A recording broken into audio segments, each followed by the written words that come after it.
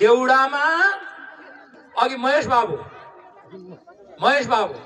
तिमीले भन्यौ नि बाबु, कस्तो मिठो स्वर।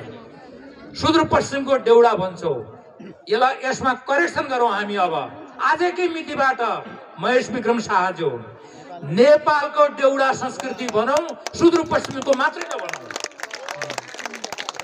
नेपालको आदिम संस्कृति बोकेको देउडा संस्कृतिमा अहिले सिङ्गो नेपालको संस्कृति जोडिएको छ। वा अमेरिकामा बस्ने हाम्रा भाइ बहिनी पनि बसेका छन्, हाम्रा अछामका, डोटीका, बैतडीका कति छन् त्यहाँ पनि देउडा खेल्ला छन्।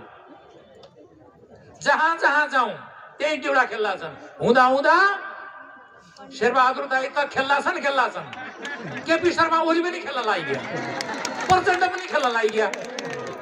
कति शक्ति रहेछ हाम्रो देउडा संस्कृतिमा। त्यसैले अघि मैले भने नि, अब फेरि खेल्ने आउँ।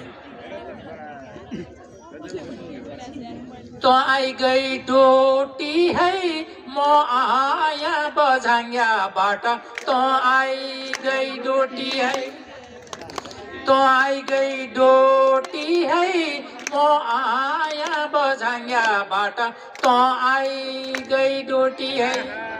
क्या माया लोटी है भेटघाट नहुने ठौर, क्या माया लोटी है। तँले केही बुझाइन, अगाडिका बहिनी तँले बुझाइन। हाम्रो भाषा फरक छ, यो कुरा धेरै आउने हो। अब छोटकरीमा भन्नुपर्ने छ। प्रस्तुति फेरि हुनेछ। अब आज फेरि म के प्रश्न हाल्ने हो, म उत्तर दिँदै